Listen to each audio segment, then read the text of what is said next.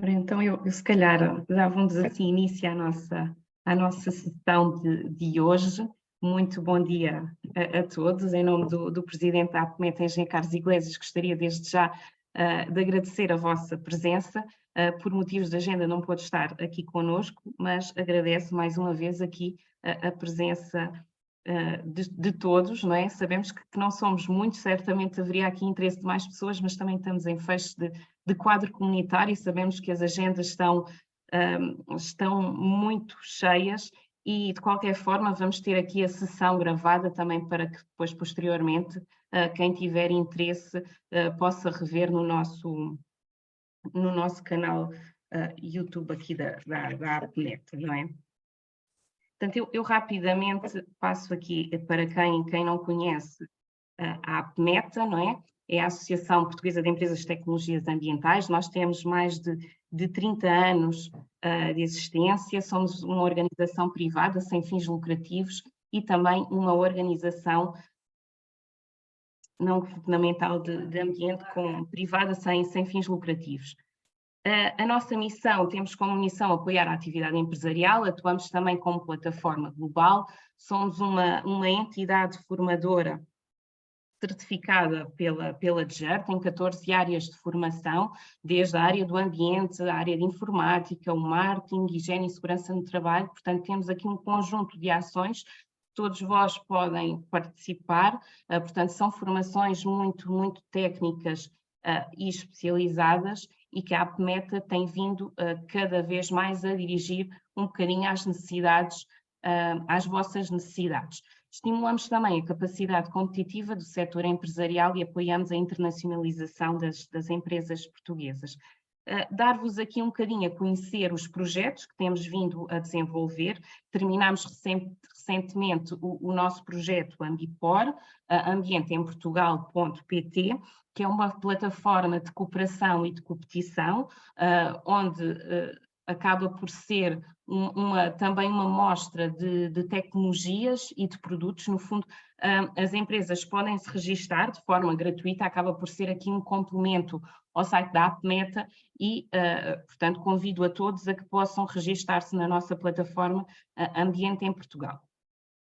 Estamos aqui hoje com o nosso projeto Amex 3, que eu, entretanto, vou falar de seguida, e temos também um projeto, também a terminar agora no mês de junho, que é o nosso InJovem 2, Inovação, Jovem Empreendedorismo. Vamos realizar na próxima semana, no dia 23, em Vila Nova de Gaia, um seminário sobre o empreendedorismo e também com a entrega dos prémios para os jovens. Tem um almoço de networking, portanto convido a todos também a que no site da APMETA possam aceder e também participar e inscreverem-se gratuitamente.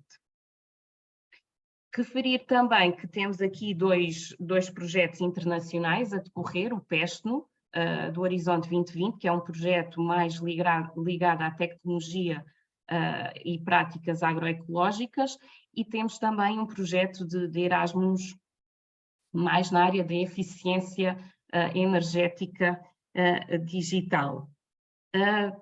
Referir, pronto, como é do vosso conhecimento, a APMETA tem aqui apostado ao longo dos anos, e eu diria ao longo de mais de 12 anos na internacionalização.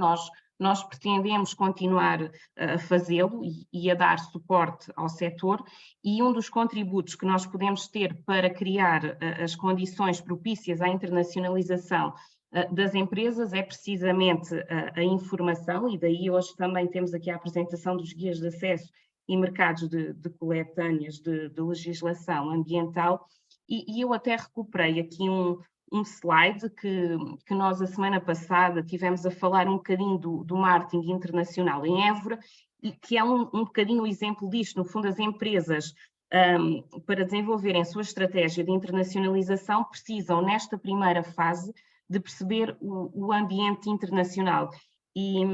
Ou seja, nós tentamos com estes guias, não é, de acesso a mercados, disponibilizar a informação caracterizadora ao nível técnico e económico, e também do setor do ambiente, bem como que com as coletâneas de legislação ambiental compilamos a informação de caráter geral, legislativo, não é? E específica aqui para o setor do ambiente. No fundo, estes guias e outras ferramentas que nós temos desenvolvido têm sempre aqui um caráter complementar às ferramentas que já existem, por exemplo, do AICEP, não é? Dando um contexto relativo ao setor do ambiente. Sabemos que a legislação do ambiente acaba aqui por condicionar, regra geral, as atividades das empresas. Reforçar também que temos lá fora uma rede de parceiros internacionais, não é? Que é muito importante para promover aqui o intercâmbio de experiências, e é isso hoje um bocadinho que vos trago aqui, e vou aqui de seguida apresentar o nosso projeto, para perceberem também como é que nós conseguimos contribuir aqui para esta primeira fase que vos falava, onde as empresas têm ainda que se posicionar. No fundo, cada empresa terá que fazer a análise do ambiente interno, não é? Mas no que toca aqui ao ambiente externo e naquilo que podemos contribuir como ferramentas, o projeto AMEX tenta contribuir aqui em várias frentes. Portanto, tem como objetivo principal reforçar a competitividade das pequenas e médias empresas. É um projeto que é Norte, Centro e Alentejo. Tem uma duração de 35 meses, foi fortemente afetado pela pandemia, portanto tivemos que fazer aqui uma série de reestruturação das diversas atividades que tínhamos previstas. O projeto assenta essencialmente em 3 objetivos estratégicos: a disseminação das tecnologias e competências, o criar conhecimento sobre mercados externos e criar pontos úteis nos diversos mercados ambientais. Aqui, de uma forma geral, as atividades que eu vou passar de seguida a falar, que é as atividades que estão previstas neste projeto, onde eles é a promoção e a divulgação do projeto e dos seus resultados, não é? No fundo, foi desenvolvido o site AMEX, que estará brevemente aqui disponível para consulta, com todas as ações. Nós temos vindo a realizar alguns eventos. Realizámos no Porto um sobre oportunidades e tendências. Recentemente, em Évora, no passado dia 5 de junho, um sobre a importância dos exemplos de sucesso para as estratégias de marketing internacional das empresas, onde apresentámos aqui os guias de boas práticas e case studies sobre economia circular, sobre desenvolvimento urbano sustentável e também sobre tecnologias ambientais. Portanto, brevemente estas ferramentas também estarão disponíveis, e vamos realizar na próxima semana, no dia 22 de junho, no Porto, e vai ser no Hotel Cristal Porto, o nosso seminário de encerramento do projeto AMEX 3 sobre incentivos e vias para a internacionalização. No site da APMETA tem o programa, podem fazer a inscrição, inclui almoço de networking também para todos os participantes, e eu espero poder vê-los presencialmente no Porto, se possível, na próxima semana. Em relação à dinamização da internacionalização através de protocolos, com esta atividade, né, nós temos como objetivo aumentar e diversificar a rede que temos de cooperação, não é? Já são mais de 60 os protocolos que temos estabelecidos com associações congêneres. Estes contactos são essenciais para dinamizar atividades, quer conjuntas, quer individuais, oportunidades de negócios, parcerias. Aqui podem perceber um pouco a rede da APMETA, não é? Que tem já com parceiros internacionais, e também os novos mercados, onde, aqui mais a um verde mais escuro, onde nós já entramos com este projeto. No entanto, continuamos também a fazer a manutenção de protocolos com as associações ou entidades que já tínhamos no âmbito de projetos anteriores. Aqui um pouco só algumas fotografias dos protocolos que temos vindo a realizar no estrangeiro.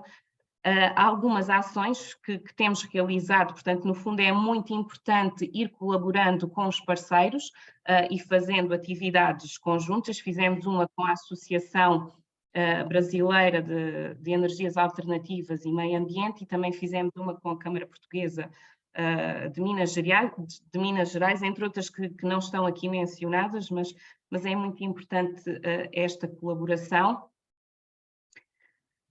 Ao nível da divulgação do setor do ambiente, portanto, a APMETA tem vindo a realizar ações de benchmarking e também presenças institucionais em feiras, não é? Nós aqui conseguimos ver esta atividade incide no desenvolvimento tanto de benchmarking como de presencial com feira, não é? A ideia é recolher informação sobre as tecnologias, sobre o mercado, sobre a concorrência e de alguma forma também vos passarmos um material que recolhemos. Portanto, se tiverem interesse aqui em alguma atividade específica que a APMETA tenha realizado em alguma das feiras e sobre as empresas que estavam presentes, sobre o material recolhido, se surgiu alguma oportunidade em concreto, também nos podem contactar, que estamos aqui também precisamente para darmos esse contributo para que possam entrar nestes mercados. Aqui a feira, onde tivemos com presenças institucionais, foi em Cabo Verde, tivemos também no Brasil e recentemente na Colômbia. Hoje vamos falar aqui das ferramentas de apoio, nomeadamente as guias de acesso a mercados e as coletâneas de legislação ambiental. Neste projeto em específico, os mercados-alvo é a América Central, América do Sul e África. Nós temos realizados já vários guias de acesso a mercados e coletâneas de legislação ambiental. Podem ser consultados no site da APMETA, na área de publicações, conseguem consultar os guias de acesso aos mercados que nós já desenvolvemos. Estes ainda não estão disponíveis, mas irão ficar brevemente. E sobre este aspecto não me alongo muito, porque de seguida iremos ter aqui a apresentação dos guias de acesso. Conforme referi, em Évora, nós apresentámos os guias de boas práticas e case studies, não é? Sobre economia circular, desenvolvimento urbano sustentável e tecnologias ambientais. Estes guias com estes guias pretendemos mostrar a capacidade e multiplicidade do tecido empresarial português em matéria de ambiente, a sua capacidade de inovação e cooperação, dando a conhecer casos práticos de referência que possam produzir efeito multiplicador noutros países. Portanto, as brochuras são simples, são muito interessantes e em breve também iremos vos disponibilizar todo este material. Sobre o desenvolvimento de atividades em Portugal com entidades externas que nós temos parceiras, nós costumamos fazer, por norma, estes encontros são presenciais, trazemos os nossos protocolados a Portugal, a conhecer aqui um bocadinho as nossas entidades, o nosso know-how. No entanto, pronto, face aqui a toda a reestruturação, decidimos fazer estes encontros internacionais através de uma plataforma virtual. Portanto, foram 3 semanas, fizemos 4 encontros internacionais com o Brasil, com a América Hispânica, com a África lusófona e com a África não lusófona.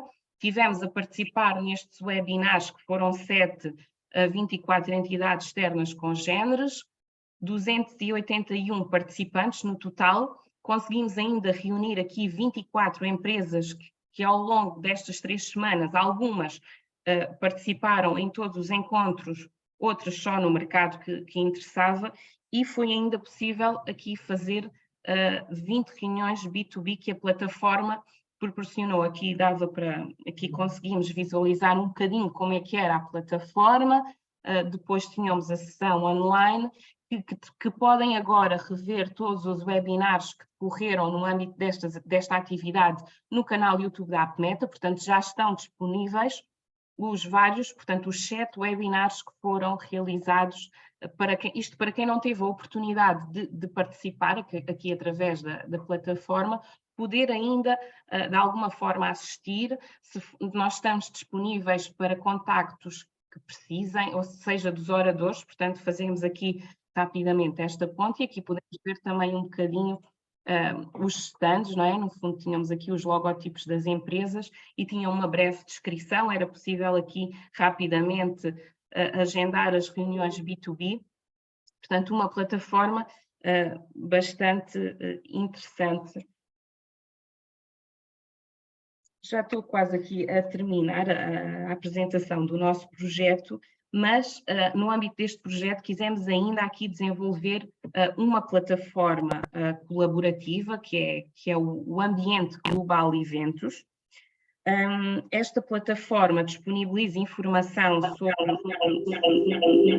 os eventos, está aqui o microfone, não há problema, sobre os eventos, seja na área de economia circular, seja na área de tecnologias ambientais, desenvolvimento urbano sustentável. No fundo, a ideia é que todos, sejam empresas, sejam parceiros, possam carregar os eventos. A APMETA depois, ou seja, apenas têm que se registar, colocam o evento que pretendem e a APMETA apenas terá que validar o evento. Portanto, acaba aqui por ser uma plataforma que pode reunir eventos de todo o mundo, não é? No fundo, aqui a ideia é termos aqui num único sítio os vários eventos que estão a decorrer. Acho que pode ser muito interessante para todos e convido depois também a que possam aqui contribuir com a APMETA para a informação também desta plataforma colaborativa que é para todos. No fundo, estamos aqui um pouco também para servir o setor. Ainda não está disponível, mas ficará em breve. Sem mais, obrigada a todos mais uma vez, a todos os que vão dando também aqui entrada no nosso webinar. Nós temos aqui um dia aqui com bastante interessante. Agora, de seguida, vamos apresentar os estudos de apoio à internacionalização, no fundo, os guias de acesso. No período da tarde, vamos ter aqui testemunhos das realidades e oportunidades em diferentes mercados, com algumas entidades parceiras também vão estar presentes e depois teremos então a apresentação das coletâneas de legislação ambiental. Sem me querer alongar muito e também ainda estando aqui dentro do tempo, eu queria aqui rapidamente apresentar o Miguel Fonseca, que nos vai apresentar os guias de acesso. É especialista no setor do ambiente, licenciado em Engenharia Mecânica, conta com mais de 15 anos de experiência em consultadoria e gestão e desenvolvimento, tendo já realizado aqui projetos quer em Portugal, quer nos PALOPs. Possui também aqui uma vasta experiência na elaboração de estudos setoriais do ambiente, tendo colaborado também com a APMETA aqui na elaboração de guias de acesso, já desde 2012 também, que acabou aqui por colaborar connosco. Obrigada, Miguel, mais uma vez por estar connosco. Bom dia, Raquel. A palavra. Bom dia, Raquel. Obrigado. Uma vez mais, é um prazer estar aqui com a APMETA a ajudar neste processo tão importante para o nosso tecido empresarial, que é este tema da internacionalização. Raquel, eu posso partilhar já a minha tela, certo? Certo, sim. Muito bem. Então, a apresentação dos guias que foram feitos nesta fase do projeto está dividida em duas apresentações, uma dos países que estão incluídos na América Hispânica e depois a seguir uma segunda apresentação que corresponde aos países de África. Ok. As apresentações, digamos assim, elas têm as duas a mesma estrutura, têm aqui alguns troncos comuns, obviamente eu não me vou repetir, elas ficaram assim porque depois quem não estiver neste webinar e queira consultar, pode eventualmente só querer consultar uma das apresentações e assim acaba por ter toda esta informação. Qual é a forma como nós estruturamos esta apresentação? Desde logo fazer uma nota importante que esta apresentação não substitui de todo a necessidade e o interesse de vocês poderem depois ler os guias, que são documentos que têm alguma dimensão, digamos assim, e onde vocês poderão aprofundar todos os temas que eu hoje for falar aqui um pouco. Nesta apresentação, tento-vos deixar aqui algumas notas, alguns overviews, digamos assim, sobre os vários domínios dentro do setor ambiental de cada um destes países que estão nesses guias. Na prática, estamos a falar de 7 guias de acesso, mas que incluem 9 países que foram estudados. Ok? E eu espero, sinceramente, que esta minha apresentação, no fundo, funcione como algo que vá despertar ainda um pouco mais o vosso interesse em poderem ler esses guias com um pouco mais de atenção para aprofundarem esta informação. Então, e quais são os 4 grandes temas que eu queria ver aqui convosco hoje? Primeiro é os guias de acesso. Que ferramenta é esta, para que é que serve e porque é que a AppMeta tem apostado tanto neste tipo de instrumentos para vos apoiar nesses vossos processos de internacionalização. Depois quis deixar-vos aqui uma nota de alguns critérios, de alguns fatores que nos levam, ou nos podem permitir levar a tentar perceber aquilo que pode ser a atratividade de cada um destes mercados, para aquilo que é a nossa realidade, de cada um e de cada empresa, digamos assim, que vocês representam. Depois entramos no setor ambiental propriamente dito e no final deixo-vos aqui um conjunto de recomendações para quem está a pensar neste processo de internacionalização. Muito bem. Então, o primeiro grande tema que se coloca, a grande questão é esta, não é? Estamos a falar aqui de que é exportação, internacionalização, ou seja, cada vez mais todos nós estamos cientes que os nossos projetos empresariais têm que ser além fronteiras, temos que ter cada vez mais uma visão global para os nossos projetos internacionais, para os nossos projetos empresariais, e de facto a internacionalização faz parte crescente daquilo que é os documentos estratégicos e as orientações estratégicas que nós pretendemos para os nossos processos empresariais. Mas quando nós falamos nisto, nós mergulhamos aqui num universo de desconhecimento, de questões, muitas perguntas nos vêm à cabeça, há tantas dúvidas que nós temos, e é nesse universo de questões, de dúvidas que se nos coloca, que nós acreditamos que estes guias de acesso podem ser ferramentas importantes, porque são ferramentas orientadoras no sentido de tentar ajudar cada um de vós a encontrar essas respostas a tantas dúvidas e questões que se colocam quando estamos a pensar nesse tema da internacionalização. Então, nesse sentido, o guia de acesso não é mais do que uma compilação de muita informação, de muitos dados que foram obtidos de várias fontes e consultas que foram realizadas e que nós, para facilitarmos a leitura do utilizador, nós estruturamos em 2 grandes capítulos. Um primeiro capítulo que, no fundo, apresentamos uma caracterização genérica do país, em vários temas, em vários assuntos, demografia, geografia e clima, as principais infraestruturas do país. Depois também falamos muito daquilo que é o sistema legal, sistema financeiro, sistema fiscal, sistema aduaneiro, entre outros, digamos assim, mas que este primeiro capítulo dos guias são dedicados àquilo que é o país na sua generalidade e não especificamente só para a questão do setor do ambiente. As questões específicas do setor do ambiente, essas sim são tratadas e são apresentadas naquilo que é o capítulo 2 dos guias, em que normalmente começam com o enquadramento orgânico e institucional do setor, aquilo que é o enquadramento estratégico e legislativo do setor do ambiente em cada um desses países, e depois subdividimos este capítulo naquilo que nós designamos de vários domínios ambientais, que é água, resíduos, ar, energia e por aí adiante.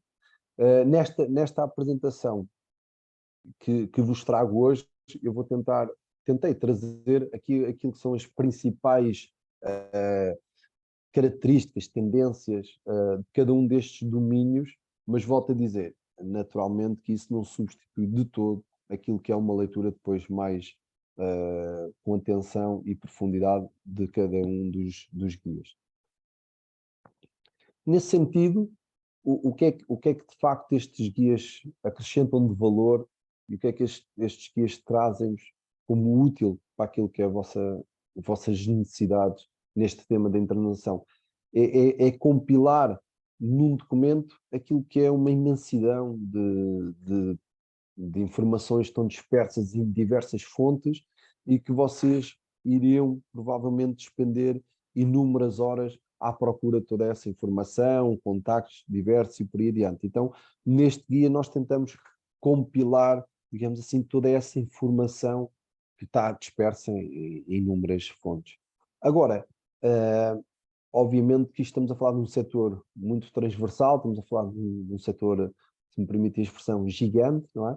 E então não é fácil compilar e sistematizar toda esta informação e colocá-la num documento destes.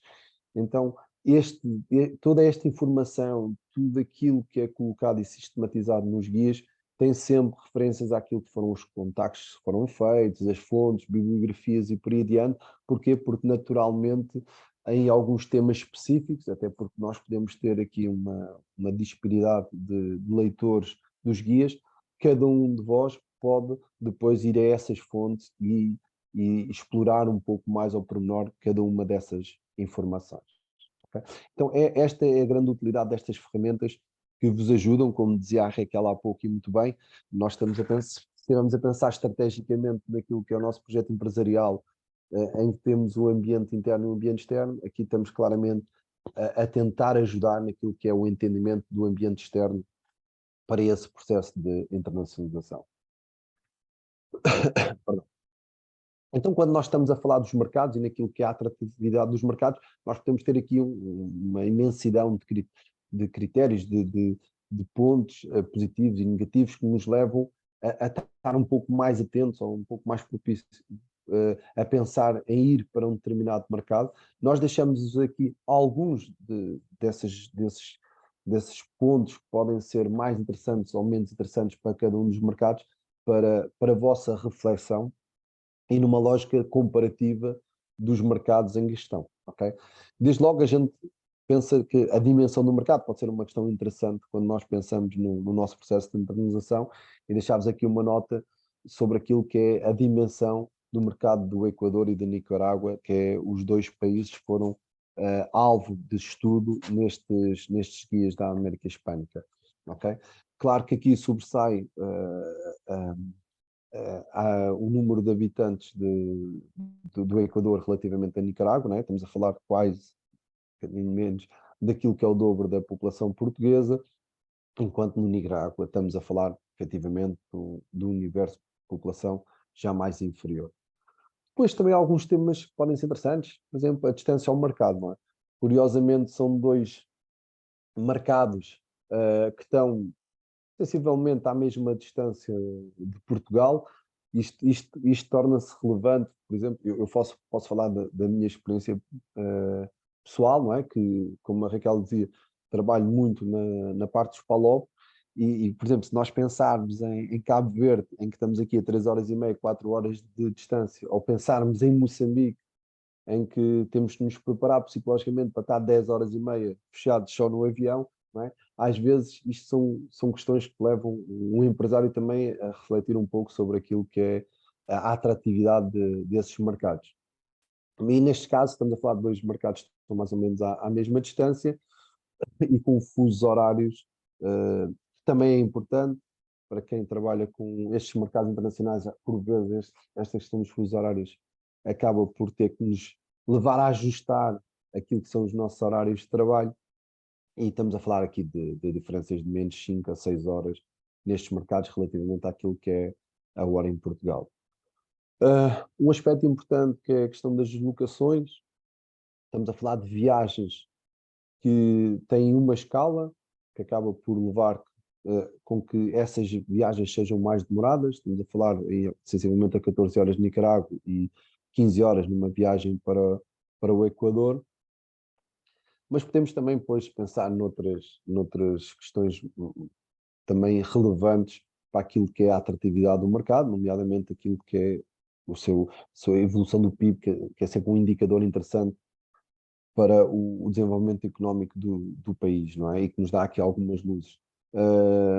Nós registramos aqui que a evolução do PIB, principalmente ali do Equador, foi muito semelhante à de Portugal, se bem que ali a registrar valores um pouco inferiores ao português. Obviamente, ali sentiu-se como foi um pouco global, a questão do Covid-19, que veio afetar, sem dúvida, aquilo que é a evolução económica dos países, mas depois aqui um crescimento que se tem andado a registar de uma forma transversal aos países após este período pandémico que todos nós atravessamos.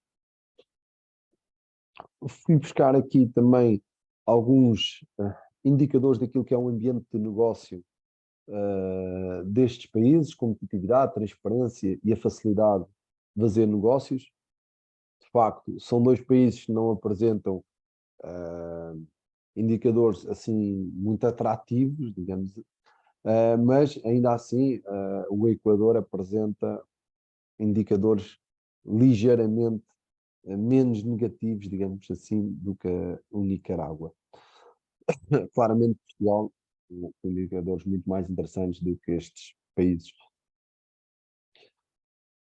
Tentamos também ir ver já aquilo que é um pouco o histórico, que relações comerciais já existem com Portugal, e o que verificamos neste período que analisamos, 2016-2020, os dados que estavam disponíveis, que de facto não são, não há um histórico de relações comerciais com Portugal realmente muito relevante.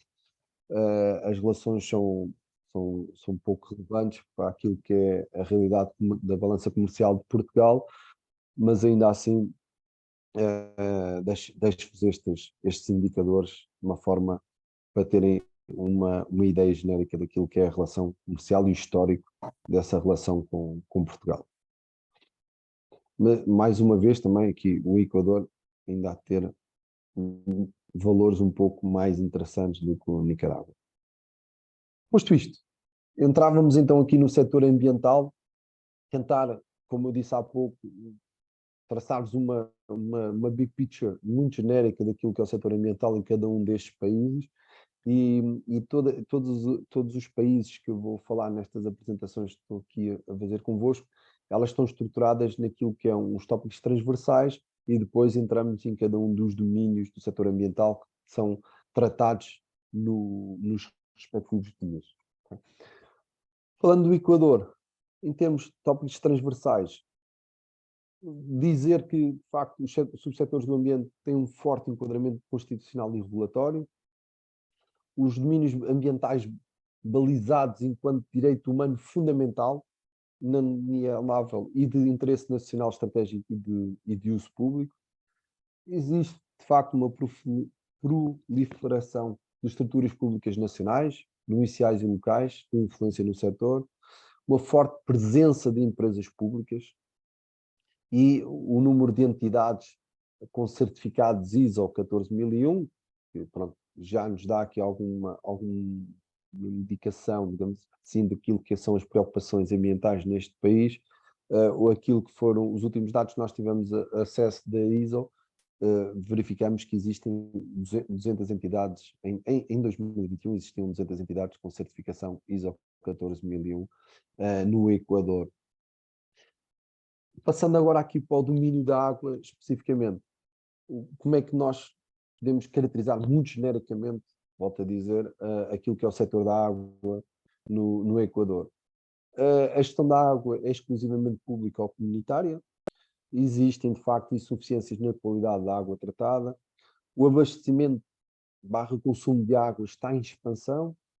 E depois duas insuficiências que nos saltam à vista, digamos assim, que é insuficiências na consistência do serviço de abastecimento de água e também insuficiências no tratamento de águas residuais etares. Ao nível dos resíduos, o que se tem verificado é um progressivo aumento dos resíduos sólidos. A gestão de resíduos sólidos, no Equador também é essencialmente pública. De facto, verificamos fragilidades no sistema de tratamento de resíduos sólidos e a valorização dos resíduos é praticamente incipiente, ou seja, só 0,8% dos resíduos orgânicos em 2021 é que foram alvo de valorização, de processos de valorização. Ao nível do ar, constatamos um sistema de monitoria de qualidade do ar limitados, também muita limitação daquilo que são a emissão de gases de efeito de estufa, como desígnio constitucional, as emissões de gás de efeito estufa, ainda assim com um progresso ascendente, ou seja, começa-se a verificar um crescimento naquilo que são os níveis que se vão verificando e que vão aparecendo nos relatórios, que são relatórios oficiais nesta temática. Ao nível do ruído, aquilo que nós encontramos das pesquisas que fizemos e do estudo que fizemos foi, de facto, uma área com muito pouca informação pública disponível, embora tenhamos tido acesso a várias legislações do setor em que demonstram essa preocupação com aquilo que é o enquadramento legal deste domínio ambiental, mas depois, em termos de informação disponibilizada, em termos estatísticos e por aí adiante, de iniciativas, não encontramos muita informação. Ao nível da energia, como muitos de vós já devem saber, é um país produtor de petróleo, mas que também investe significativamente em energias renováveis. É um país exportador de energia, petróleo. A produção primária de energia é fundamentalmente petróleo, gás natural e energia hídrica. O consumo de energia está em expansão. Aqui também de realçar a cota de renovação de energias renováveis, 60,34% em 2021, e como já tinha feito referência em cima, com destaque para a energia hídrica. Depois, dizer também que a distribuição de energia é essencialmente assegurada por empresas públicas, o que tem sido uma constante naquilo que são os domínios que eu tenho feito referência. De facto, tem aqui um peso muito grande das empresas públicas. Ao nível do solo e biodiversidade, vou dizer referência que existem 91 ecossistemas terrestres identificados. O mapeamento desses ecossistemas ainda é um processo que está em curso. Quase 20% do território é constituído por áreas protegidas, o que diz um pouco da dimensão deste domínio dentro do país, mas tem-se verificado efetivamente aqui dois decréscimos que nós gostaríamos de realçar: o decréscimo ligeiro da área florestal nos últimos 20 anos e também daquilo que é a área agrícola nos últimos 20 anos também. Ao nível do ordenamento do território, aquilo que nós encontramos foi, de facto, planos de ordenamento territorial definidos a nível provincial, e depois existe aqui uma prioridade nacional de redução do déficit habitacional. Uma preocupação que ficou para nós bem patente, tendo aqui objetivos nacionais como tornar o Equador destino de investimentos imobiliários, sente-se essa preocupação, melhorar a qualidade das habitações, regularizar o registro das propriedades e também criar uma habitação sustentável. Como eu já o disse várias vezes, isto são apenas pequenas notas muito genéricas sobre cada um dos domínios. Nos respectivos guias de acesso vocês encontram todas estas ideias aprofundadas e devidamente sustentadas, com toda a informação que nós conseguimos recolher sobre cada uma delas. Entrando agora aqui no Nicarágua, tópicos transversais, destacávamos aqui o elevado centralismo do Estado. Vocês sabem muito bem o que é o regime político de Nicarágua e tudo o que está inerente a isso. Existe pouco espaço para a iniciativa privada, uma profusão de planos setoriais redunda em problemas de duplicação, coerência, eficácia e dificuldades de articulação e implementação. De facto, isto também é algo que se encontra em muitos países, informação duplicada e depois falta de integração dos vários diplomas e na articulação de todas essas stakeholders, digamos assim, que estão envolvidos nessas várias temáticas. Mas também um aspecto interessante que encontramos foi uma legislação bastante abrangente e desenvolvida.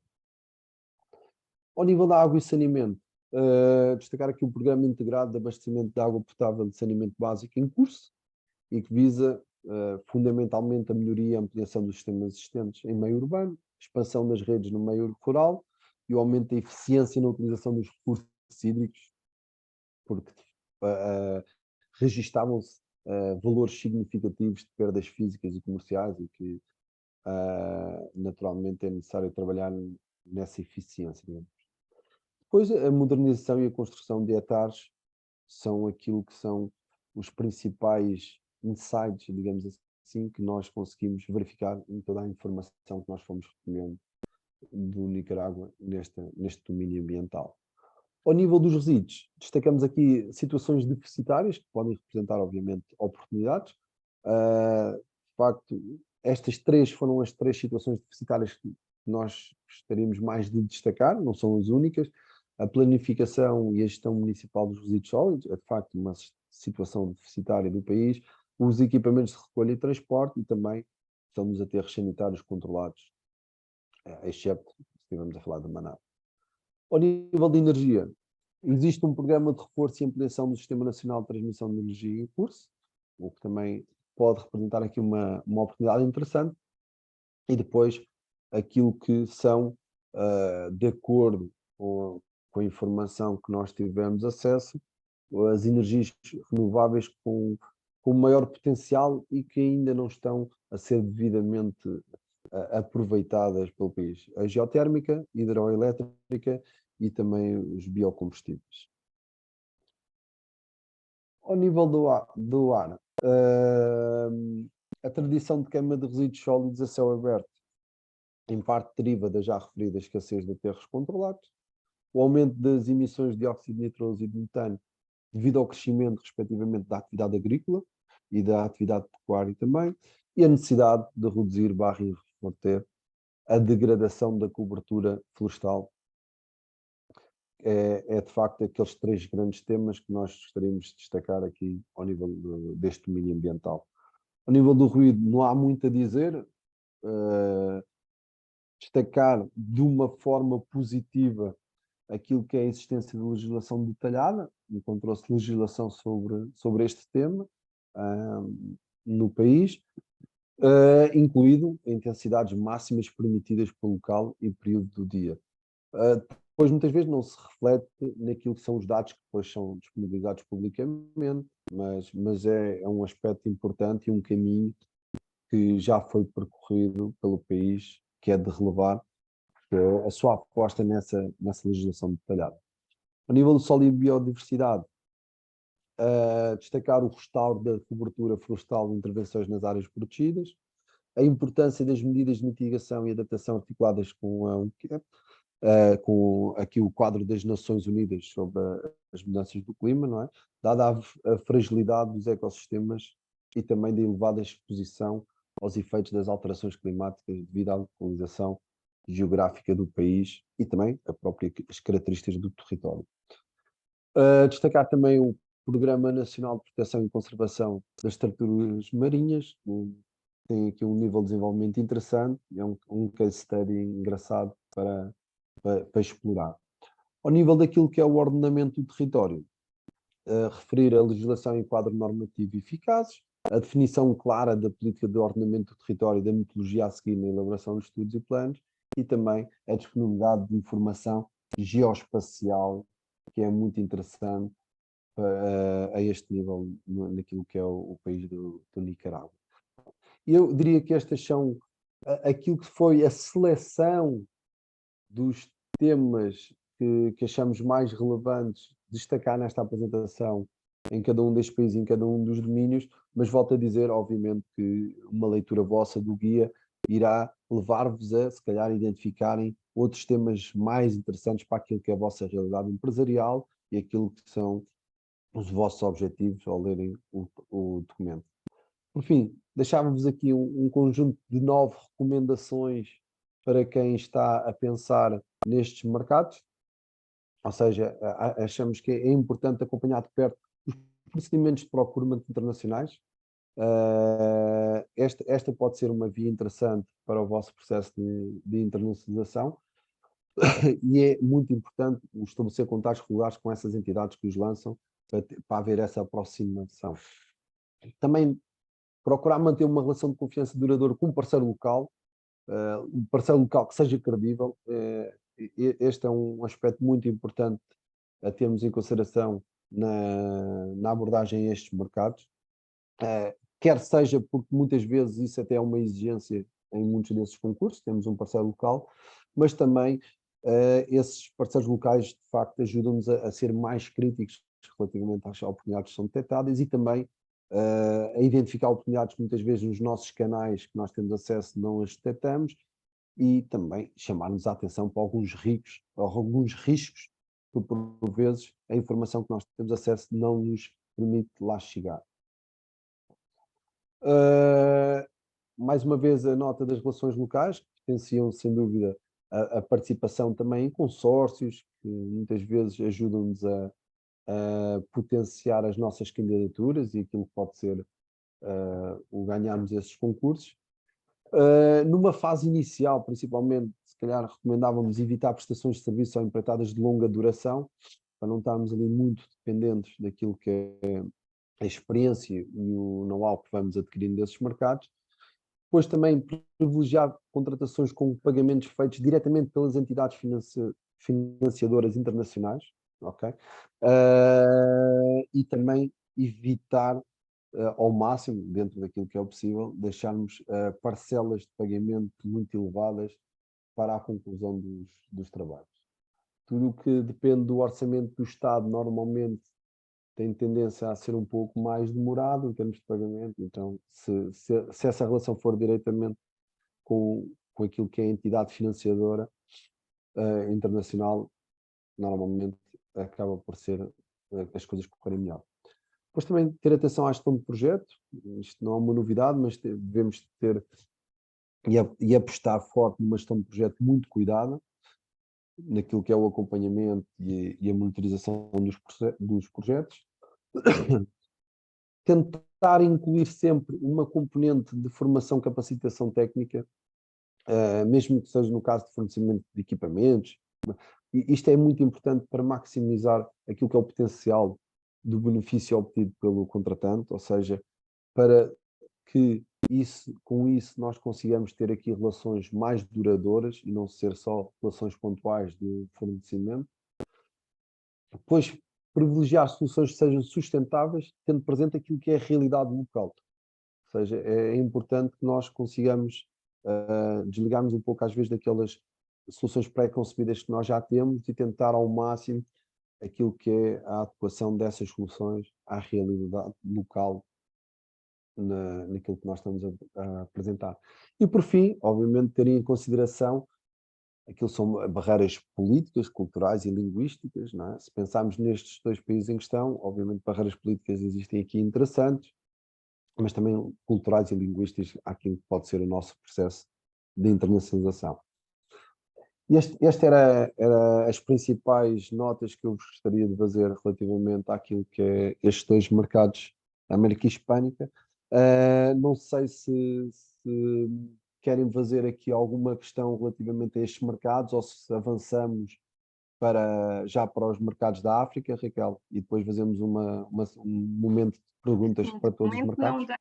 Sim, aqui pelo menos aqui no chat ainda ninguém colocou, não sei se alguém quer colocar diretamente a questão, temos essa possibilidade. Se não houver ainda questões, depois passamos então para os países africanos, pode ser que entretanto possa surgir também alguma dúvida e depois esclarecemos em relação aos dois. Sim, pode ser, Miguel. Tá bem. Raquel, eu agradeço também. Como eu estou hoje a fazer a apresentação, nem sempre estou a ver se alguém colocou a mão no ar ou isso. Se por acaso alguém colocar, por também favor, posso interromper. Está bem. Okay. Só partilhar agora o meu ecrã.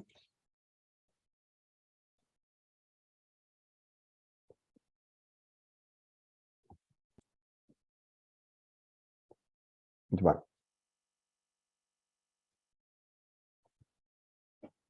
Nos países africanos que nós tivemos a analisar desta vez foram a Guiné Equatorial, a Guiné-Bissau e o Botsuana, e depois vocês vão encontrar 2 guias, um guia em que inclui a Gâmbia e o Ghana, e depois outro guia em que inclui a Costa do Marfim e o Togo.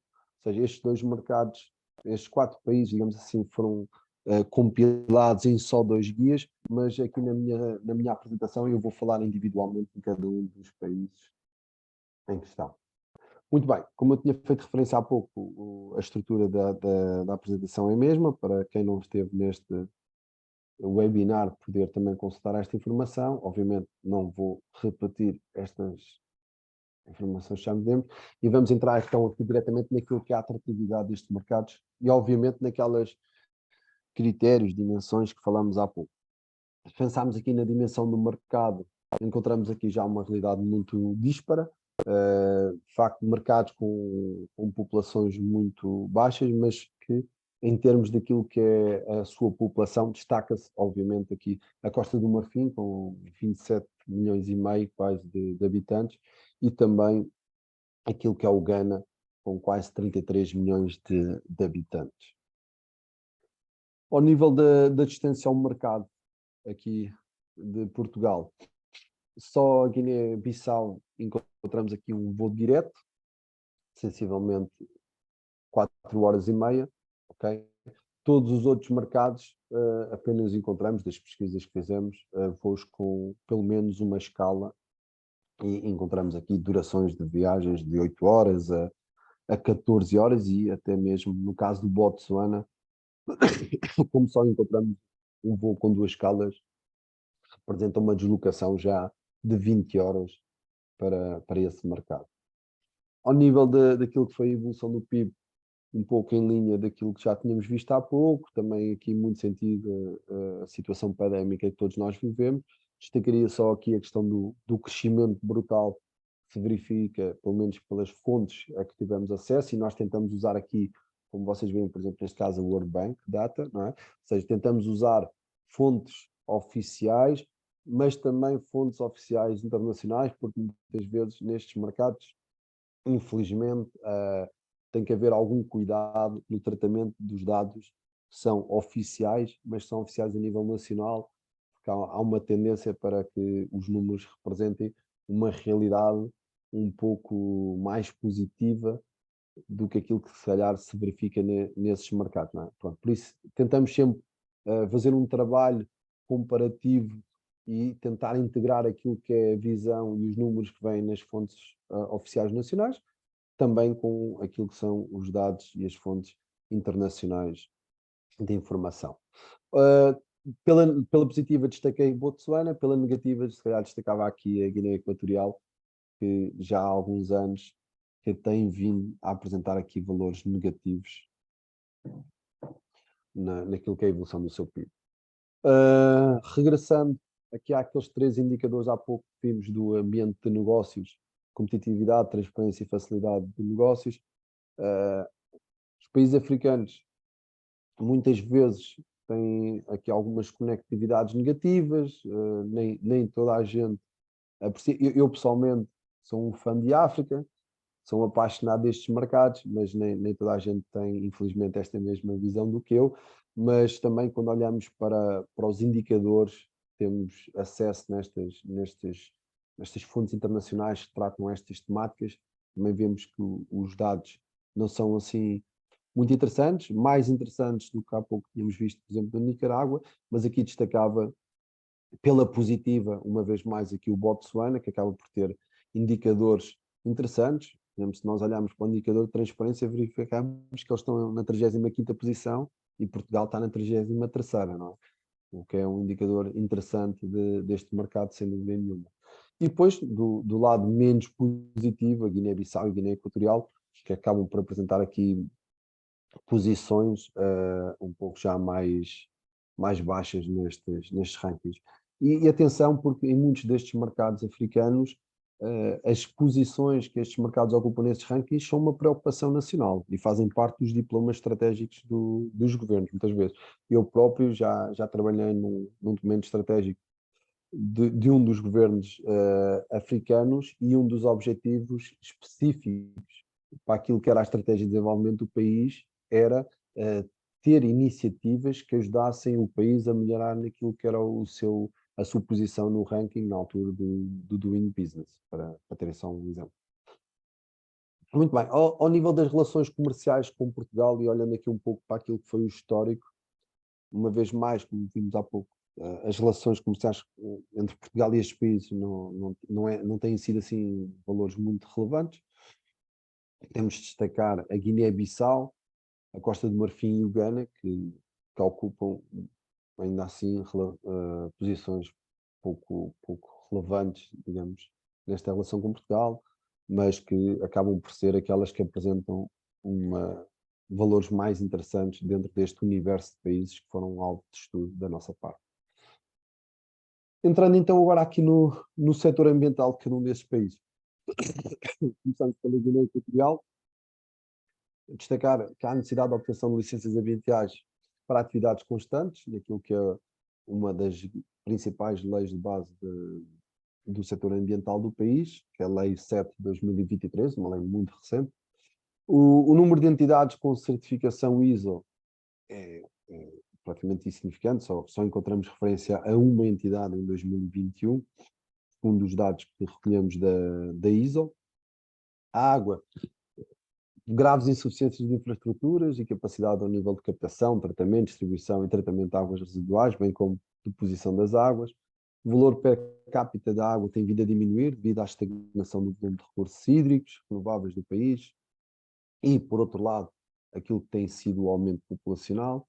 Insuficiência de estações de tratamento da água, acesso à água potável reduzido no país, acesso a serviços de saneamento limitados, ou seja, o retrato de facto não é muito positivo, mas também isso pode representar aqui um universo interessante de oportunidades para as empresas portuguesas, que já têm algum histórico também aqui na Guiné Equatorial, que eu já tive a possibilidade de trabalhar noutros projetos ao nível do setor da água neste país. Ao nível dos resíduos, o déficit legislativo sobre o setor, a meta nacional de aumento dos serviços de recolha e tratamento de resíduos sólidos, contudo, a implementação é incipiente, mas há uma preocupação estratégica neste tema. Os resíduos sólidos municipais, industriais e por aí adiante são frequentemente incinerados a céu aberto. Ao nível do ar, destacar pela negativa os sistemas de monitoria de qualidade do ar que são muito limitados. Basicamente, o que nós verificamos é uma ausência de estudos, não há muita informação sobre isso. Informações existentes apontam para a poluição superior aos limites estabelecidos pela OMS. Ou seja, não há muita informação estatística que sustente isto, mas, por outro lado, aquilo que são a pouca informação que se vai encontrando demonstra que a tendência é esta, de estarmos a ter aqui níveis de poluição superior àquilo que são os limites estabelecidos pela OMS. Ao nível do ruído, ausência de informação relevante e fidedigna sobre o setor, identificados apenas 2 quadros relatórios com alguma, ainda que muito pouca, incidência sobre a matéria. Energia. O fornecimento de energia é dominado pelo gás natural e produtos petrolíferos. É um país produtor e exportador de petróleo e gás natural, mas também o que se tem verificado é que a produção nacional tem estado em decréscimo ligeiro entre 2017 e 2021. Nos guias vocês poderão encontrar toda a informação estatística, gráficos e isso tudo que sustentam isto que nós estamos aqui a dizer, só mesmo para vos deixar estes principais highlights, digamos assim, de cada domínio. A energia hídrica tem forte crescimento, está em forte crescimento, existem inclusive planos para reforço da capacidade de produção de energia hídrica, consumo de eletricidade, perdão, tem-se verificado com um aumento acelerado desde 2010, que acaba por criar aqui uma necessidade, e o setor de eletricidade está sob a alçada do monopólio da Sociedade de Eletricidade da Guiné-Bissau, de Guiné Equatorial, perdão, Guiné-Bissau, já lá vamos chegar, está no monopólio desta entidade, que é, no fundo, responsável por todo o processo de geração de energia. Ao nível do solo e de biodiversidade, um país com grande riqueza florestal, bem como reserva vegetal e animal endémica diversificada, o governo fomenta a aplicação do mecanismo RED+, da rede RED+, que vocês já devem conhecer muito bem, e o mapeamento dos ecossistemas e recursos biológicos ainda limitado. De facto, era algo que fazia falta a este país, até para reforçar o potencial todo deste domínio. A área florestal em decréscimo também, e floresta como ativo de grande relevância no contexto nacional. O Plano RED procura expandir a área florestal para 93% do território nacional. De facto, são valores impressionantes. Ao nível do ordenamento do território, população maioritariamente urbana, 72%. O planeamento é regulado pela Lei número 8 do Planeamento Urbano de 2005. Entramos então agora na Guiné-Bissau. Relativamente à Guiné-Bissau, duas grandes notas transversais àquilo que é o setor ambiental no país. Destacar desde logo, duas grandes diplomas legais que são a base, digamos assim, do setor ambiental no país, Lei de Bases do Ambiente e a Lei de Avaliação Ambiental, e que, no nosso entender, acabamos por considerar que é um pouco recente, não é? Estamos a falar de documentos de 2010, 2011, o que para estas realidades acaba por ser interessante. Não me vou alongar muito nesta questão de legislação, porque no painel da tarde existe a apresentação das coletâneas da legislação, mas também destacar aqui o papel importante que, ao nível do setor ambiental, existe nestes países, daquilo que tem sido o papel das ONGs e da cooperação internacional, nomeadamente portuguesas. Conheço algumas portuguesas que estão muito bem na Guiné-Bissau e têm feito um trabalho excelente, muito, muito importante para o país. Ao nível da água e saneamento, o país possui abundantes e importantes recursos hídricos, que no fundo eles cobrem largamente aquilo que são as necessidades da população, digamos assim. Contudo, as infraestruturas de abastecimento de água potável e de saneamento básico são extremamente deficitárias, quer seja nas zonas rurais e até mesmo nas zonas urbanas. A distribuição de forma desigual no tempo e no espaço, com um grau elevado de vulnerabilidade, com fracas capacidades adaptativas aos efeitos adversos das mudanças climáticas, sem dúvida nenhuma que nestes países tem-se começado a sentir alguma preocupação de criar planos de resiliência e de combate àquilo que são as suas fragilidades às alterações climáticas que se têm sentido. São países muito frágeis nesse aspecto. Depois também encontramos um vazio de políticas públicas regulatórias e gestão de serviços públicos de saneamento básico. Ainda há muito para fazer. Ao nível dos resíduos, a responsabilidade pelo serviço de gestão de resíduos encontra-se fundamentalmente sobre a alçada da Câmara Municipal de Pissau, estivemos a pensar na capital, mas o serviço de recolha de lixo limita-se apenas às principais bairros e zonas centrais da cidade. Algumas ações de gestão de resíduos estão sob a alçada daquilo que são as administrações regionais e setoriais nessas regiões. A limpeza, recolha, tratamento e destino final dependem quase na totalidade da ação voluntária das ações de cada bairro, das associações, perdão, de cada bairro e dos próprios moradores, que muitas vezes são eles que acabam por fazer ainda algum tratamento desses resíduos. E existem, sem dúvida nenhuma, desafios significativos na gestão dos resíduos, ainda para mais com o aumento da população que se está a registrar. Ao nível da água, os níveis de emissões dos principais gases de efeito de estufa são praticamente insignificantes, mas das fontes que nós tivemos acesso, o que se verifica é que, apesar de serem insignificantes, estão em crescimento, não é? Então é preciso terem atenção. Ao nível do ruído,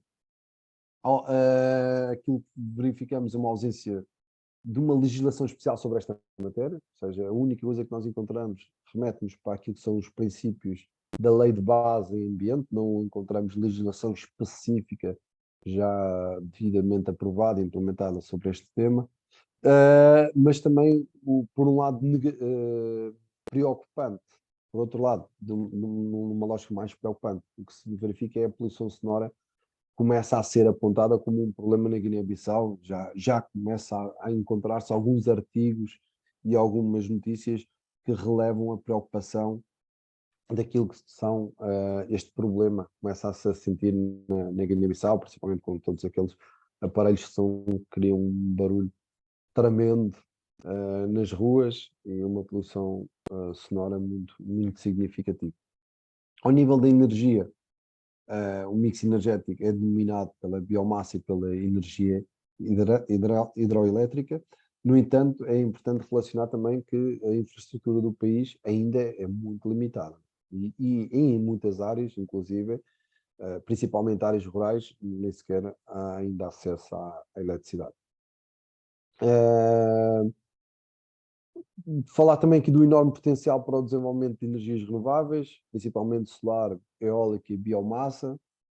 Sem dúvida, e este país que também conheço, de facto, poderiam estar a aproveitar muito melhor estes recursos renováveis que está ao alcance do país, mas que por diversas razões ainda não têm sido devidamente potenciados. Para acabar, Guiné-Bissau, ao nível do solo e biodiversidade, quase inexistência de legislação específica relacionada com a terra, além da lei da terra. Integra o programa de neutralidade de degradação das terras, que é um aspecto positivo. Dois fatores que, no fundo, têm sido grandes tendências nacionais para aquilo que é o uso da terra, ou seja, a problemática da produção de arroz e a problemática da plantação de cajueiros. Okay? Tenho levantado aqui algumas questões e algumas preocupações neste aspecto. País muito rico em termos de biodiversidade, sem dúvida nenhuma, e o quadro jurídico nacional tem vindo a reconhecer cada vez mais a importância da biodiversidade do país para a sua estratégia de desenvolvimento sustentável. Contudo, eu diria que ainda estamos aqui muito na fase das boas intenções, das boas vontades, mas que é preciso materializar. Por fim, o ordenamento do território, processo que raramente existe na Guiné-Bissau, sobretudo ao nível do zoneamento e classificação do seu uso em espaço urbano e espaço rural. Entramos agora aqui no Botsuana. Ao nível do Botsuana, duas grandes notas transversais: necessidade do estudo de impacto ambiental para determinadas atividades, é uma preocupação e já é uma realidade no Botsuana, e aqui o número de entidades certificadas ISO 14001 também não é muito significativo, 22 entidades. Entrando no domínio da água, referir que quem é o responsável, digamos assim, pela gestão do tratamento e distribuição da água, bem como do tratamento de águas residuais, é a empresa pública, Water Utilities Corporation. Okay? Essa empresa pública prevê a ampliação da rede de tratamento e abastecimento de água. Já há projetos ambiciosos que pretendem, e é uma vontade, por isso é aqui uma necessidade que pode ser interessante tentar explorar. A distribuição da água com tendência ascendente. A taxa da água canalizada nos polos habitacionais é apenas ainda de 38%, ou seja, ainda há aqui muito trabalho por fazer. Também destacar de forma negativa a questão das fortes insuficiências das redes sanitárias, quer públicas, quer domésticas, e o tratamento das águas residuais. Ao nível dos resíduos, a estratégia Visão 2036 procura aquilo que é a promoção de práticas de reutilização, reciclagem e separação de resíduos, que é uma prática que ainda está muito incipiente no país, mas já existe aqui uma estratégia, já existe uma visão, já existe um caminho, digamos assim, que o país pretende caminhar. É um setor com graves lacunas, falta de capacidade de autoridades públicas e por diante, ainda há aqui muito trabalho para fazer, e a própria insuficiência de estruturas de deposição e eliminação de resíduos, ou seja, 60% dos resíduos recolhidos são eliminados através da queima a céu aberto. Dados de 2019. Ao nível do ar, destacar que existem normas de qualidade do ar para vários gases. Destacar também aqui a questão do 11º Plano Nacional de Desenvolvimento, documento de 2016, mas que já estabelecia como meta a melhoria da qualidade do ar, ou seja, tal como falei acima dos resíduos, já existe aqui algumas preocupações espelhadas naquilo que são documentos estratégicos do país. Ao nível do ruído, setor ainda com informação muito incipiente, pese embora aquilo que pelo menos tivemos acesso à existência de legislação e limites de barulho estabelecidos a nível local, quer municipal, quer distrital. Energia, principais fontes de energia, dados de 2020, era a importação de produtos petrolíferos e a produção nacional era basicamente carvão e biocombustíveis. País com estratégia para a introdução de renováveis, contudo produção quase inexistente ao nível das energias renováveis. consumo de energia, de eletricidade com tendência ascendente e a produção de eletricidade feita essencialmente através do carvão. Ao nível do solo e da biodiversidade, é um subsetor como vetor central do desenvolvimento socioeconómico. Existe, de facto, esta preocupação. E a existência de 7 ecorregiões e o mapeamento dos ecossistemas recursos biológicos ainda limitado. Dizer ainda também que o sistema de propriedade sui generis, existem terrenos tribais, estatais e propriedade livre, e a aquisição de terrenos por estrangeiros é permitida por lei. Um aspecto interessante deste país, comparativamente a outras realidades, nomeadamente em África. Ao nível do ordenamento do território, 69% da população reside em áreas urbanas e perspectiva-se socialmente até 2050. Ambiente urbano com graves fragilidades de infraestruturas, incluindo água e saneamento, eletricidade e gestão de resíduos, como entretanto também já tínhamos visto anteriormente. Entramos agora aqui na Costa do Marfim. Transversalmente falando do país, destacar o historial de instabilidade política e social, ou seja, atravessaram aqui guerras civis e crises significativas nos últimos anos, o Plano de Desenvolvimento Nacional recente, a Lei de Base do Ambiente em revisão/atualização e também o papel importante das ONGs e da cooperação internacional no país. O quadro institucional e regulamentar é forte, a legislação é extensa, embora em alguns casos antiga. Ao nível da água e saneamento, é um serviço concessionado, existe, sem dúvida, necessidade de expansão das redes e sistemas, e depois a situação particularmente deficitária fora das grandes cidades. Aqui sentiu-se essa diferença de uma forma mais acentuada. E o projeto de infraestruturação das cidades secundárias em vigor pode ser aqui uma questão interessante a explorarem para quem tem interesse neste domínio. O nível dos resíduos, serviços de recolha, tratamento, disposição e valorização concessionados também, e aqui fazer a nota de que a capital portuguesa está envolvida, ou seja, já aqui existe um histórico nessa relação. Também moderno e funcional aterro técnico controlado em Abidjan, capital económica, digamos assim, do país, não é? E que também tem capital português envolvido, e depois vários projetos em curso no país que podem ser interessantes, aterros técnicos, centrais de computagens, serviços de recolha, por aí adiante. Ao nível de energia, centrais térmicas a gás ainda representam mais de 70% do mix energético, e o plano de transição energética em curso, que pode ser aqui interessante, em aquilo que é o reforço da geração hidroelétrica e também o investimento no solar e na biomassa. Programa de eletrificação rural em curso e os objetivos estratégicos ao nível deste domínio é o hub energético regional no contexto da CDAO. O que vocês vão encontrar também, e isso vão explorar na leitura que fizerem dos guias, é que de facto nestes países existem muitos serviços, quer seja ao nível do fornecimento de energia, mesmo até outros serviços de infraestruturas principais, águas e por aí adiante, são serviços no fundo são geridos e partilhados entre vários países.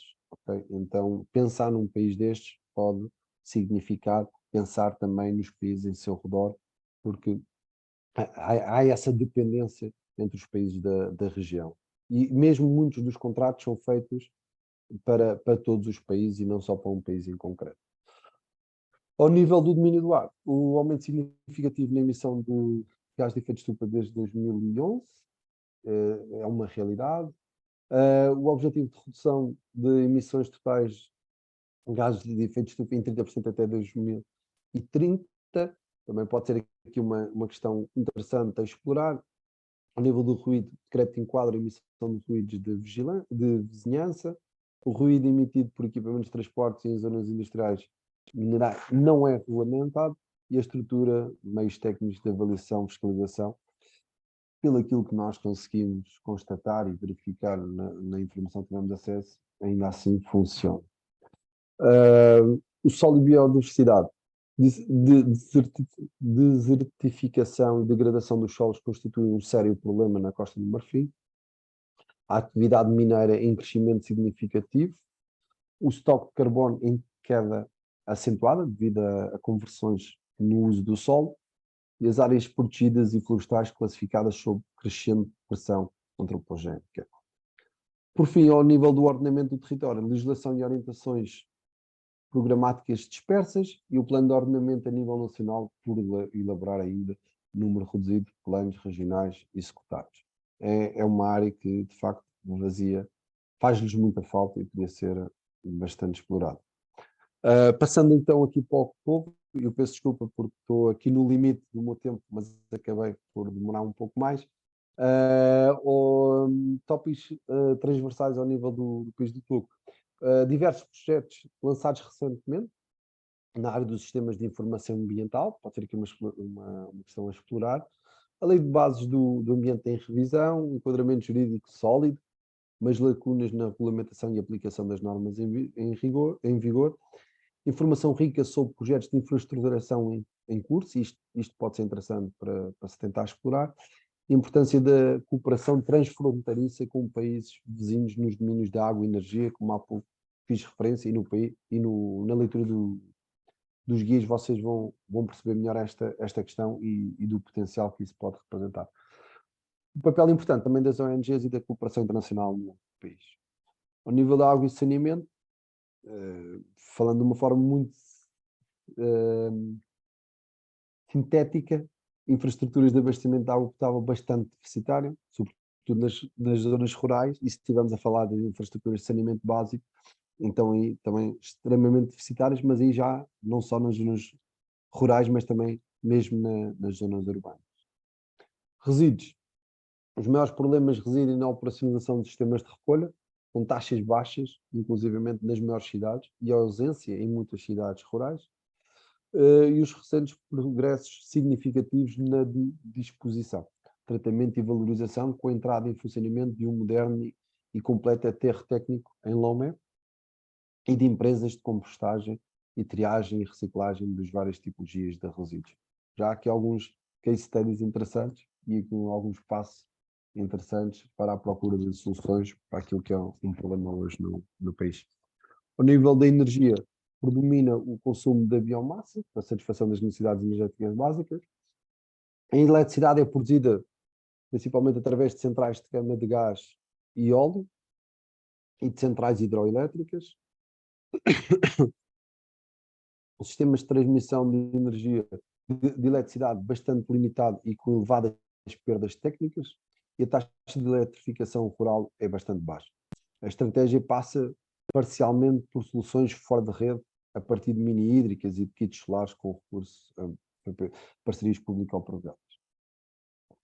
Ao nível do ar, o aumento considerável recente das emissões de gás de efeito de estufa e também destacar o objetivo de redução das emissões em 15% até 2030, centrado sobretudo nos setores de energia e florestal, agrícola e usos do solo. Ruído, inexistência da legislação específica ao quadro normativo regulador, não há muito a dizer sobre o ruído no todo, pelo aquilo que nós conseguimos ter acesso. E ao nível do solo e biodiversidade, aquilo que podemos destacar é a elevada degradação recente dos solos, existe um programa de restauração, recuperação em curso. A desflorestação e erosão costeira constituem principais ameaças à biodiversidade. Conflitos no uso do solo, florestas, agricultura, minas, geram pressão sobre os habitats. As áreas protegidas em mau estado de conservação e vários projetos em curso nestes domínios. Se bem que, apesar de haver vários projetos em curso neste domínio, ainda, de facto, há um caminho para percorrer. A legislação é abrangente e eficaz naquilo que diz respeito ao ordenamento do território, os objetivos e estratégias estão bem definidos, e o programa lançado em 2023, ou seja, ainda é muito recente, é para os próximos 20 anos. Entramos agora no Ghana. Tópicos transversais do Ghana. Recentemente elaborado o Plano de Desenvolvimento Nacional de Longo Prazo, abrangente e pormenorizado. Este é um documento interessante para vocês poderem ler e tirar algumas ideias. A abertura e incentivo ao envolvimento da iniciativa privada, um aspecto importante e em termos de projeto empresarial muito interessante. O papel importante das ONGs e da cooperação internacional, também não quer mais relevar. E depois insuficiências legislativas e lacunas da regulamentação, aquilo que são os tópicos transversais ao setor ambiental no Ghana. Ao nível da água e saneamento, como vimos há pouco também, infraestruturas de abastecimento de água potável bastante deficitárias, principalmente nas zonas rurais, e quando falamos de infraestruturas de saneamento básico, então aqui estas questões deficitárias sentem-se, quer seja nas zonas rurais como mesmo nas zonas urbanas. Os resíduos, capacidade dos sistemas de recolha, tratamento e disposição não acompanha a crescente pressão demográfica, principalmente nas maiores cidades, ou seja, está a crescer significativamente e é um ritmo mais rápido do que a capacidade de resposta que se tem. A disposição indiscriminada de resíduos em drenos provoca inundações e problemas de saúde pública, carências a nível organizativo, ineficácia na articulação pública ou privada dos serviços, e existe, de facto, a necessidade de investimentos em aterros controlados e em estações de transferência.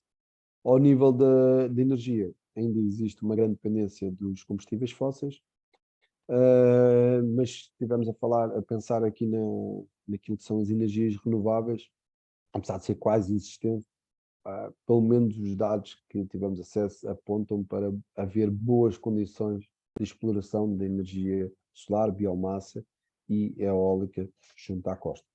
Elevadas perdas ao longo dos sistemas de transmissão e distribuição de eletricidade, infraestrutura que carece de investimento nas linhas e subestações. Ao nível do ar, o mix energético baseado na queima de combustíveis fósseis penaliza a questão das emissões dos gases de efeito de estufa e mesmo as atividades agropecuárias e por função de lixeiras a céu aberto também agravam a situação. Mas, por um lado positivo, destacamos aqui o programa ambicioso de redução de emissões até 2030 que o país apresenta. Ao nível do ruído, não há muito também a dizer, a existência de legislação dedicada e o controle de emissão de ruído regulado por norma técnica da Autoridade Nacional de Normalização. Solo e biodiversidade. É importante a atividade mineira, consequência da pressão ambiental, como é normal neste tipo de atividade. Ameaças à biodiversidade incluem conservações no uso do solo, desflorestação e subexploração dos recursos naturais. A produtividade dos solos está em perda e a preservação da biodiversidade é tema central nos planos de desenvolvimento nacional e setoriais, mas a sua integração no planeamento local depois revela-se pouco efetiva. Ou seja, fica muito a um nível macro e não chega muitas vezes àquilo que é depois a realidade local, onde de facto isso é uma preocupação. Ao nível do ordenamento do território, sistema hierárquico bem definido, a definição clara da metodologia a seguir na elaboração de estudos e planos, disponibilidade de informação geoespacial, muito interessante, fontes muito interessantes que vocês podem consultar ao lerem o guia, e vários projetos e programas em cursos, nomeadamente a plataforma de discussão Ghana Urban Forum. Por fim, eu creio que este já é o último. Gâmbia. Os tópicos transversais, Plano de Desenvolvimento Nacional de Médio e Longo Prazo em fase de reformulação e atualização. O setor privado é definido como um motor de crescimento e transformação económica e social. Tecido empresarial nacional inexpressivo, praticamente inexistente. E papel importante das ONGs e da cooperação internacional. Insuficiências legislativas e lacunas da regulamentação. Ao nível da água e saneamento, em linha com aquilo que nós temos visto, ou seja, infraestruturas ainda bastante deficitárias naquilo que é o abastecimento de água, principalmente nas zonas rurais, e se estivermos a falar do saneamento básico, diríamos então nas zonas rurais e mesmo urbanas. Resíduos. Aqui destacamos de forma negativa aquilo que são debilidades estruturais que verificamos, ou seja, fraca capacidade institucional, problemas de coordenação entre as entidades envolvidas, infraestrutura de recolha e tratamento suficiente e desadequada, deficiente capacitação dos recursos humanos, locais de disposição final subcarregados e com pouco ou nenhum controle, atividade de reciclagem inexistente ou incipiente. Ao nível da energia, a fraca taxa de acesso à energia elétrica, recurso à queima tradicional de biomassa para satisfação das necessidades energéticas básicas, o potencial hidroelétrico através da plataforma regional e o sistema de transmissão de eletricidade bastante limitado e com elevadas perdas técnicas, tem sido aqui uma constante nos vários mercados que temos estado a falar. Ao nível do domínio do ar, perdão, elevada dependência energética da queima de combustíveis fósseis, penalizar as emissões de gases de efeito de estufa, as atividades silvícolas e pecuárias por função de lixeiras a céu aberto, intensivo consumo de biomassa para uso doméstico, também agravam estas situações. Mas, de uma forma positiva, destacamos o assumido objetivo de neutralidade carbónica para 2050, o que é um objetivo programático. Vamos ver a sua execução, mas já é um excelente princípio. Ao nível do ruído, inexistência da legislação específica ao quadro normativo regulador. Solo e biodiversidade, extração de agregados destinados à construção, areias pesadas, laterites, argila, número elevado de pedreiras, elevada degradação recente dos solos, corte de árvores para exploração energética, carvão vegetal e de madeira constitui também uma importante ameaça à biodiversidade do país, e a dificuldade na conciliação entre a crescente atividade turística e a preservação dos habitats costeiros. Por fim, ao nível do ordenamento do território, destacar a ausência de política nacional enquadradora, constrangimentos a nível institucional, técnico, humano e legislativo, e também avaliação de riscos e priorização de medidas corretoras para a zona costeira realizada ao abrigo do programa WACA.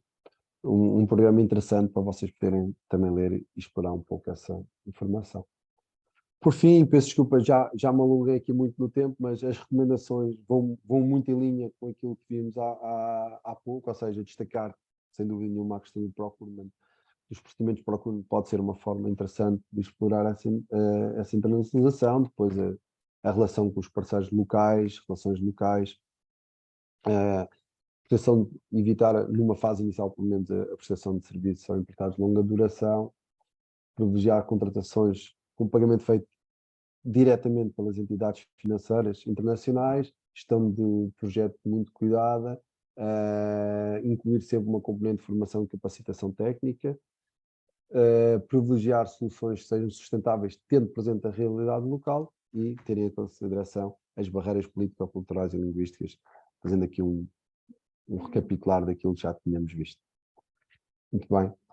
Obrigado e mais uma vez peço desculpa porque acabei por me alongar aqui um pouco no tempo, mas eram de facto muitos países para falar. Raquel, tentei acelerar um pouco, mas...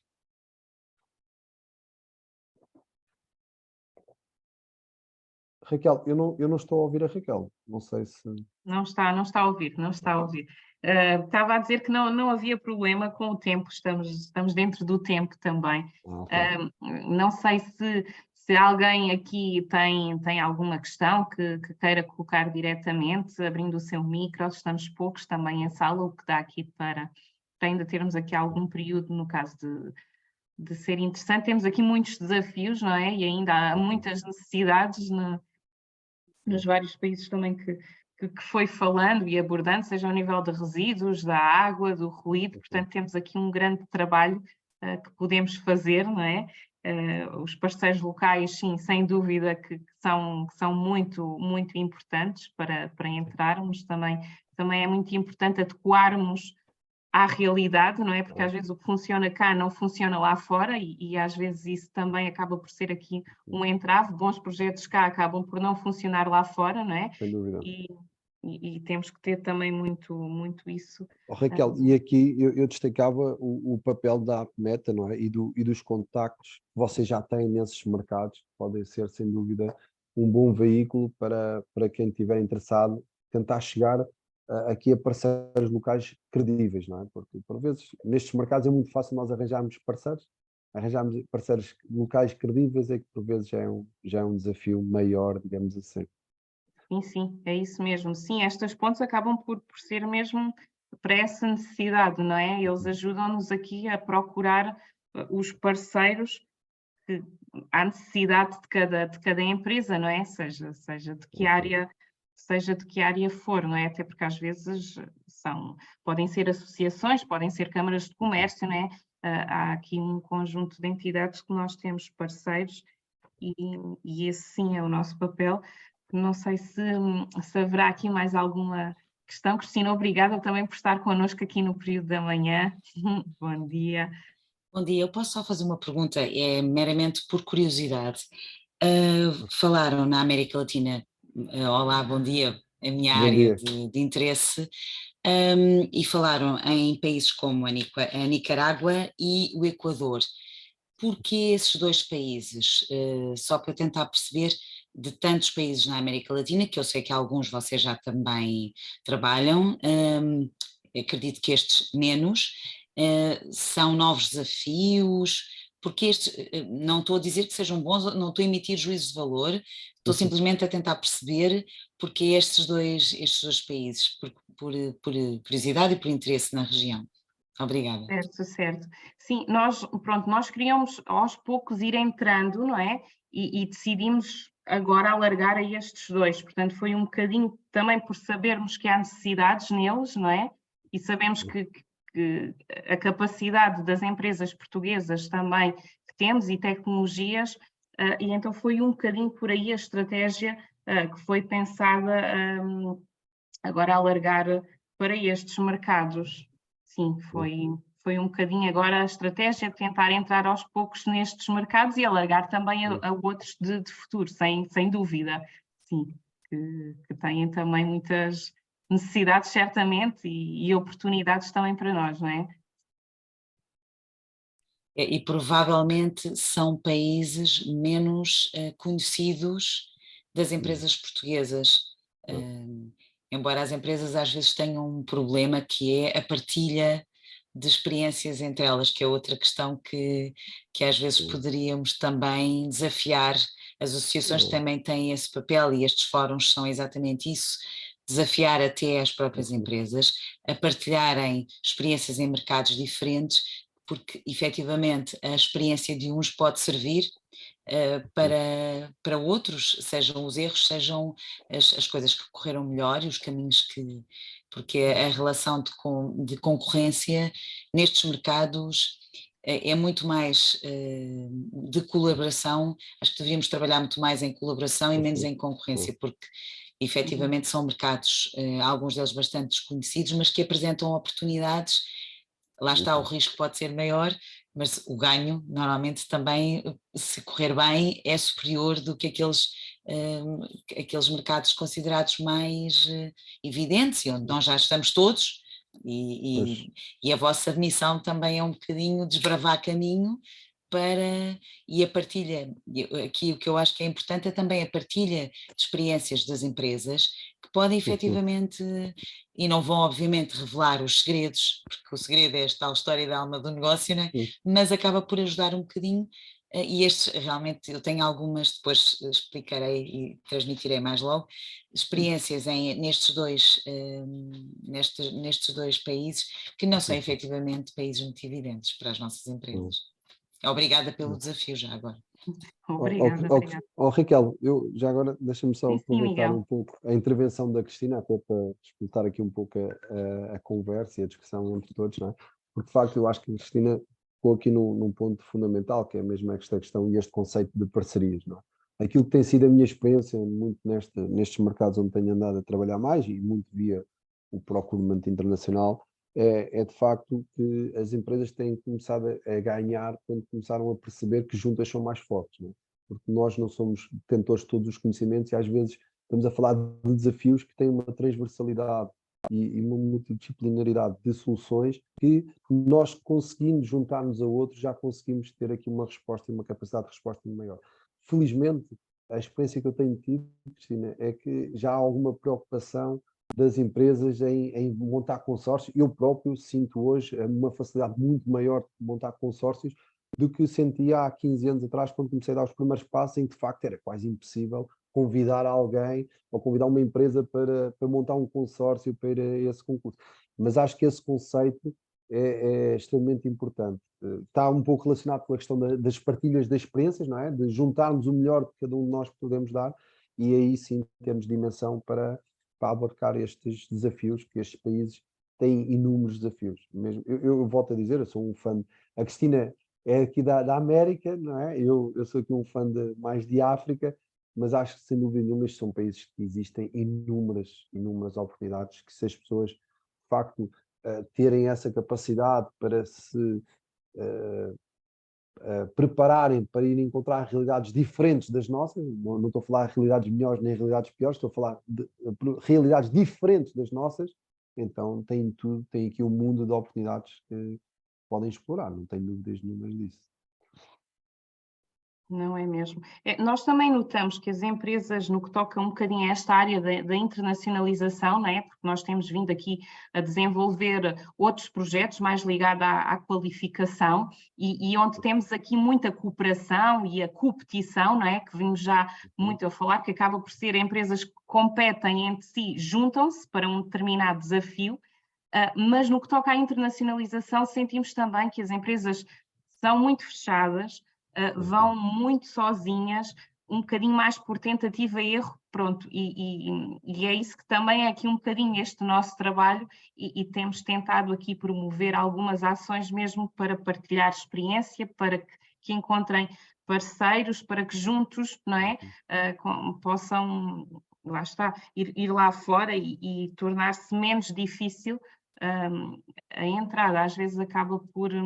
Mas também sentimos isso, Cristina, que é necessário partilhar muito estas experiências e aprendermos um com os outros, não é? Se aquela empresa já cometeu aquele erro, não é? Eu não vou fazê-lo, não é?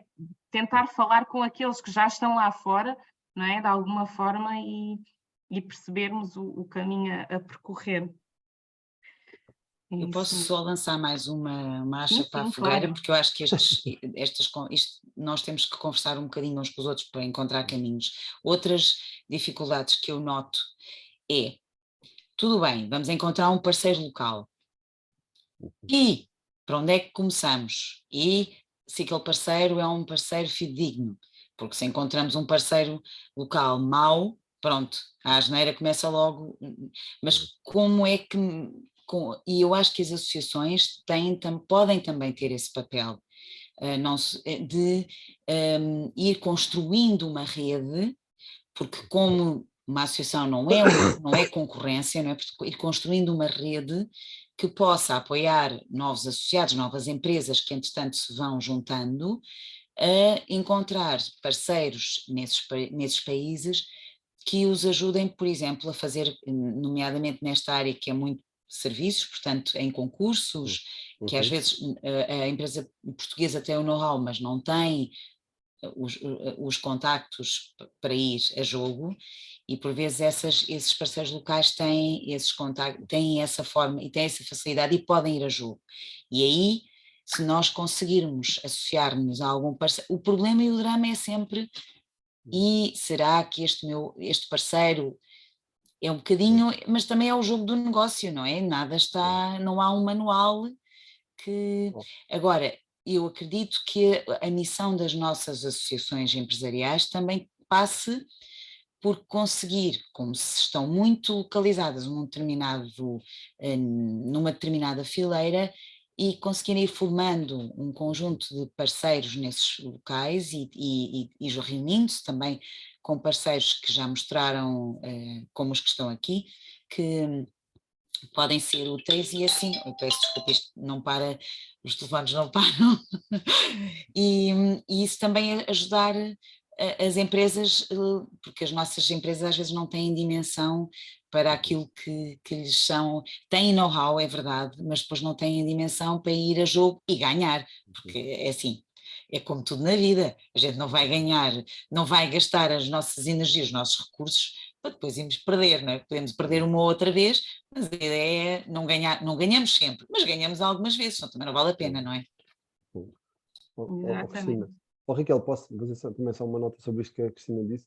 Ok. Eu estou 100% de acordo. Aliás, eu comecei logo por destacar que a AppMeta podia ter aqui um papel importante, porque de facto vocês, daquilo que eu tenho conhecimento da relação que têm tido convosco, já têm alguns parceiros e alguns acordos com esses países que de facto eles também já acabaram por fazer um pouco esta triagem daquilo que a Cristina estava a dizer dos operadores que andam no mercado, e acaba por nos ajudar. Ou seja, há sempre algum risco associado, sem dúvida nenhuma, mas acabam por nos ajudar a fazer alguma triagem daquilo que podem ser potenciais parceiros nesses mercados. É isso mesmo, é isso mesmo. Temos aqui também o Tiago connosco que nos quer dar também aqui um pequeno contributo da Câmara do Comércio Luso-Ivoriense. Olá, Tiago, bom dia, obrigada por estar connosco.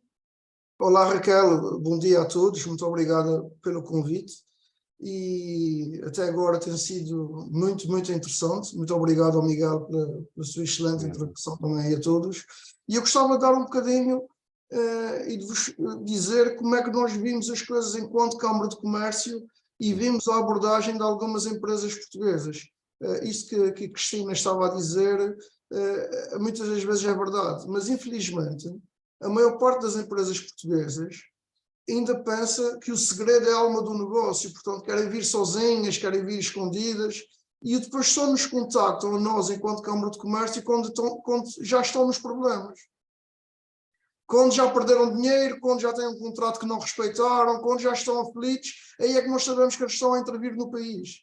E nós estamos cá, nós fazemos parte da rede das câmaras de comércio e indústria portuguesas, fazemos parte, somos associados à Câmara de Comércio e Indústria da Costa do Marfim.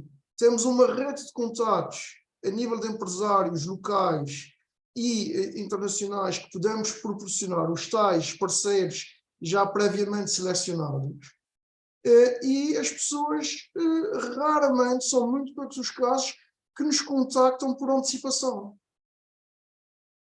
É sempre o inverso. Só nos contactam depois de já estarem nos problemas.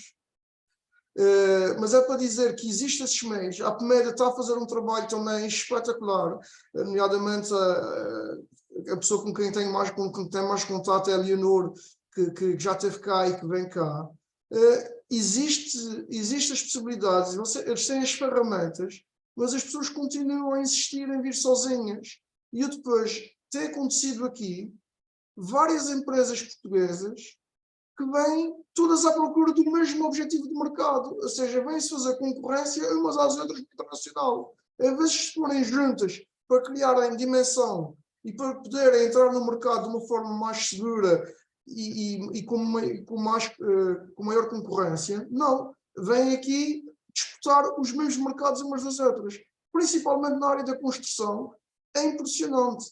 Eles vêm aqui e todos querem o mesmo mercado. Nós estamos num país a crescer 8% ao ano, que há milhares de projetos, que toda a gente pode escolher o que quiser, muitas oportunidades, e quando vocês às vezes veem, tem 3, 4 empresas portuguesas de média dimensão no mesmo mercado a discutir o mesmo marché. Pronto, era essa contribuição para dizer que nós estamos cá, estamos prontos, temos um circuito, a PMED tem um protocolo connosco, encaminha as pessoas, nós arranjamos os B2Bs, arranjamos as coisas necessárias, mas as pessoas têm que nos contactar de avanço para que podermos ajudá-los na internacionalização. Exatamente. Pronto, eu estou por aqui e depois logo à tarde voltamos a ver. Exatamente, obrigada, Tiago. É mesmo isso, sim, é mesmo esse o nosso papel e tentamos realmente com estes novos protocolos que temos vindo cada vez a ter uma rede maior e mais sustentada, dar depois todos os contactos que é necessário, todos para que possam ter os menores erros possíveis, não é? E é esse o nosso trabalho aqui e vamos continuar a fazê-lo. E não sei se há mais aqui algum comentário, alguma questão. Se não houver, espero que todos possam estar aqui conosco novamente às 14h30. Desejo a todos um resto de bom dia e um bom almoço e até já. Obrigada a todos, então. Obrigada. Obrigado. Obrigada. Obrigado.